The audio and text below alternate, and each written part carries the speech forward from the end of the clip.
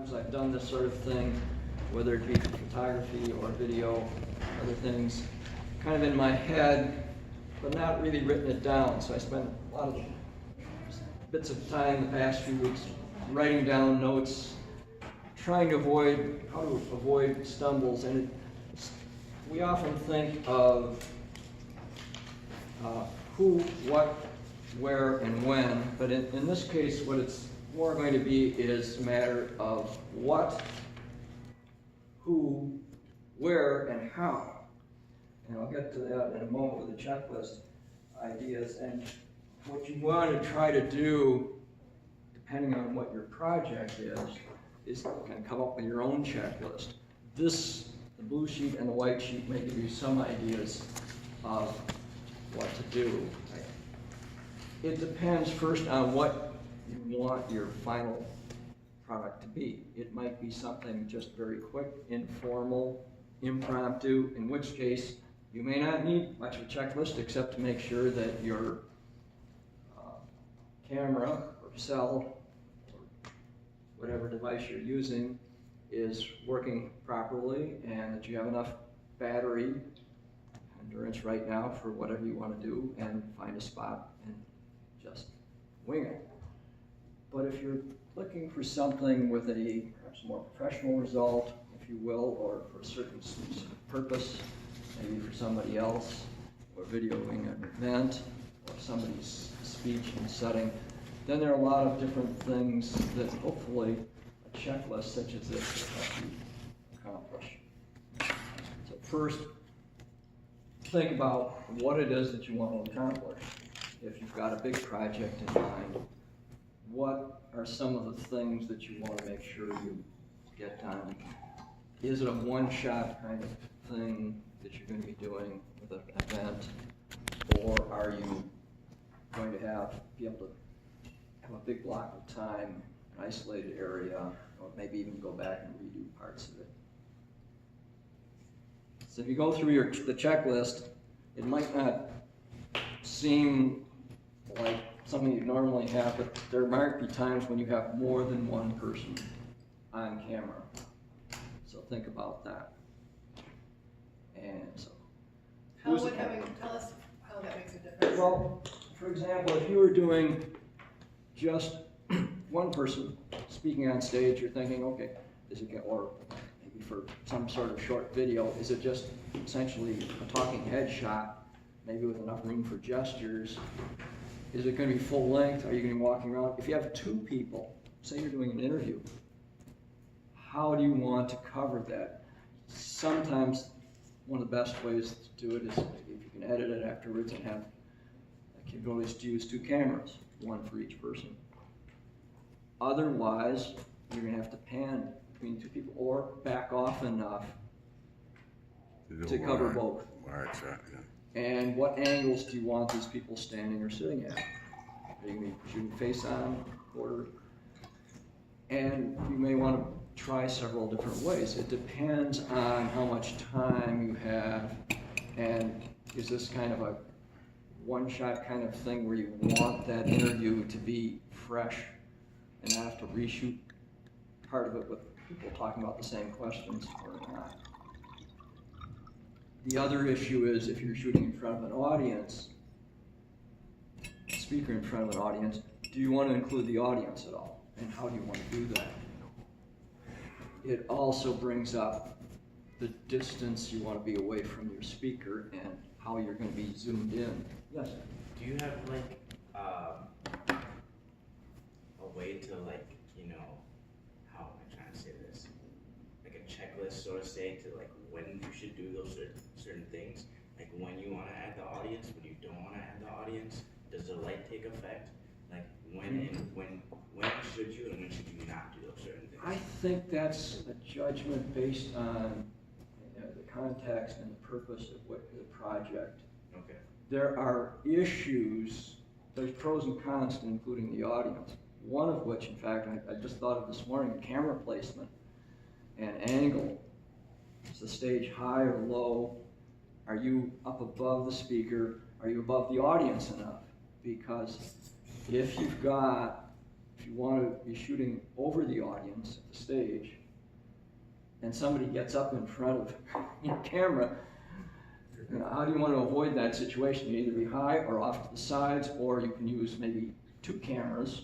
And so if someone gets up, you just edit the section in from the other camera back and forth. Okay. But these are things that, and there's no way you're going to be able to think of absolutely everything that can happen. Right. But some of this stuff is things that you've seen it often enough, and I've seen things in terms of trying to do still shots for events and some video. And these are things that you want to try to be prepared for if you can. Hopefully avoid if it's going to be a problem. But that's what I'm going to do that. Yes? With what Bob's going to do, he's going to want to see the audience, because whenever you do a demo tape for a motivational speaker, they always want to see the audience ripping Right. off. Yeah. And you may want an audience interaction. Yeah. Maybe questions from the audience, and how are you going to handle that, how are you going to handle sound. There's all kinds of things. Before I forget, okay, we're getting into we've got the Are you on on the your white check- or the blue one? Which are on the blue one start. Okay. Okay, so the headshot pulling, stationary or moving, you have to figure out what area if the person is going to be moving, or is it going to be within a certain area or not. One of the things is that this leads to is having somebody operate the camera. There might be circumstances where you just want to shoot yourself, so to speak, with a camera and have a fixed setup, fixed aim, and if you're going to walk, you're going to move within just a certain set area. If you're not holding it yourself and bringing it along with you, you can set up a camera on a tripod and do it that way. The getting into the setting, location, if possible, you want to scout that out. For one thing, you want to make sure that you can shoot there. And if it's an event that you're being asked to cover or something, then obviously you are. But if possible, you want to scout out what the location is like, or know the details if you've never, maybe it's something you've been to, or but if it's not. And there are a variety of issues to consider on your location that you want to try to prepare for, including figuring out where you're going to put the cameras, as I was just mentioning. And one of the issues with camera placement I didn't put on the checklist is, I don't know how many of you have done much video or still photography, but if you want your result to look nice, you don't want usually to be super close and using wide angle of your lens, because you probably, particularly if it's a low angle, sometimes it's not very complimentary. You don't look as good as if you back off a little bit and zoom in a little bit. If you go real far back and use a lot of telephoto, particularly if it's not real bright light, you're going to wind up with a narrower range of area that's going to be in focus. That can be good if you don't want the background to be in focus. Maybe you're shooting outdoors and you just want it to be kind of there, but not too distracting.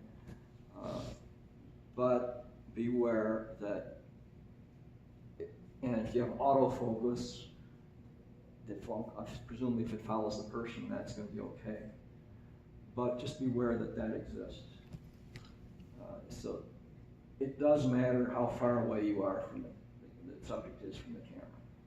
And you want to experiment with that and see what you like, but just beware that that exists. It doesn't, it makes a difference.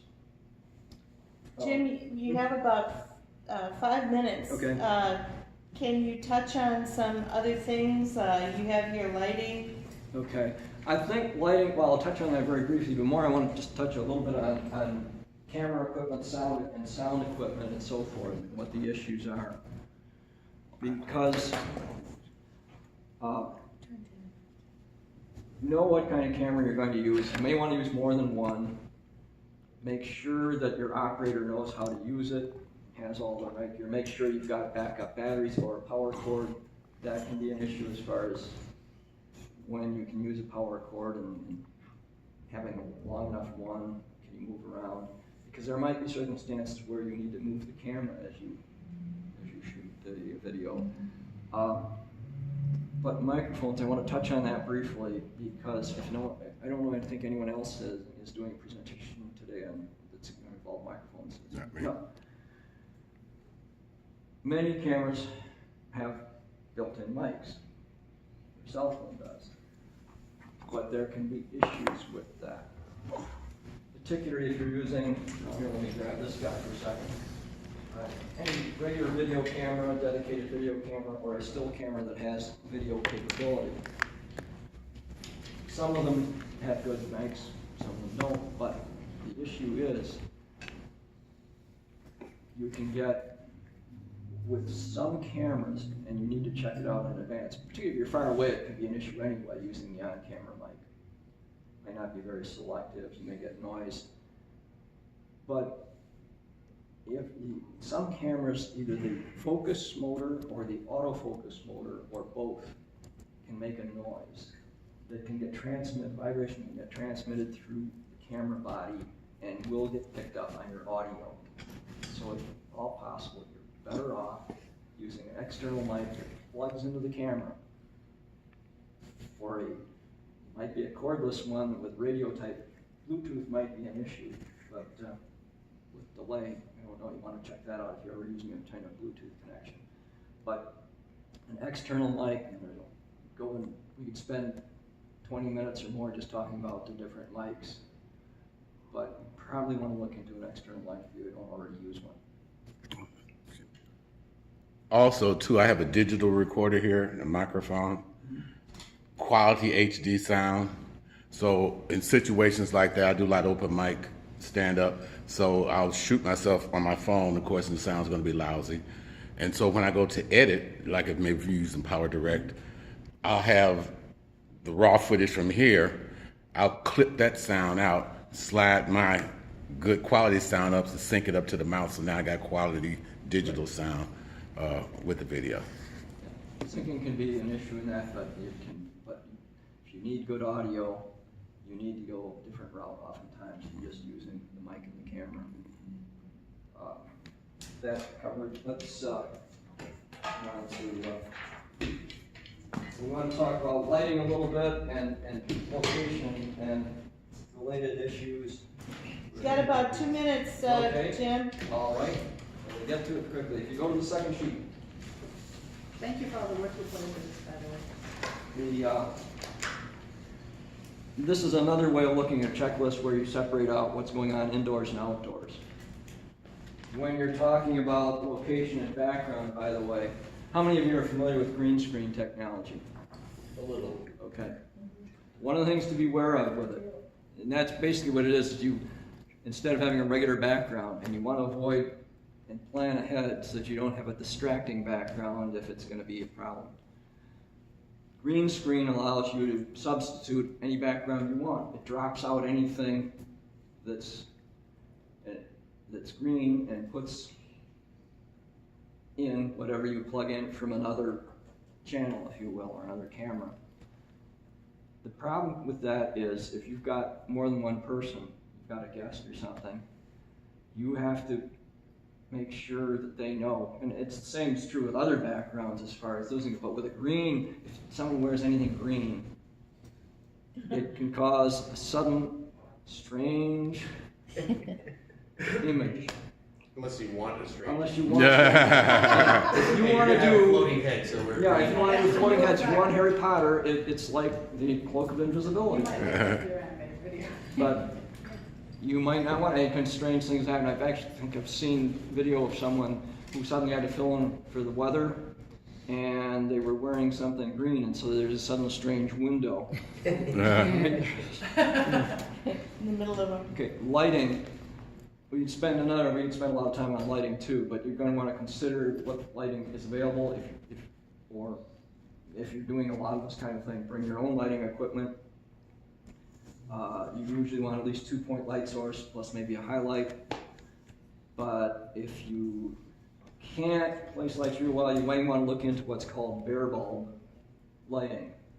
You folks, I don't know if you've ever done that or are aware of it. Just using whatever kind of light source you have. No, that's available light is. I'm talking. That's bare bulb is where if instead of having a light thing like on a tripod or something with a floodlight with a reflector, you have a very bright light with no reflector at all, Okay. and you put it high up. If you got a white Oh. you've got a reasonably light colored room, you put 2 of those up, and you'd be amazed how light everything becomes. And you may lose a lot of shadows, it just mounts it everywhere. Yeah. So, or the other way, if you've got reflective, you can aim it at a white ceiling, and that usually works. Outside, you got to think about location too, as far as light and sound issues might go. But so you need a windscreen for your mics. But the other thing is where people are going to face, and very cheaply you can get something like this, or even cheaper, make your own. And you've got a reflector. You need another person to hold it, but you can use this to help change the lighting on your subject.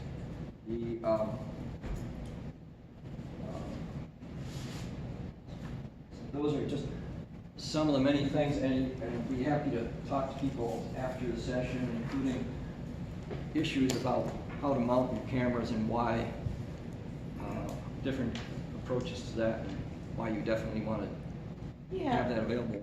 They can meet with you after and Right, discuss I've got a that few too. tripods we can talk about, for some people who aren't as familiar with them, some tricks to setting them up, some things to look for in them, or how to use certain features. We can talk about that too.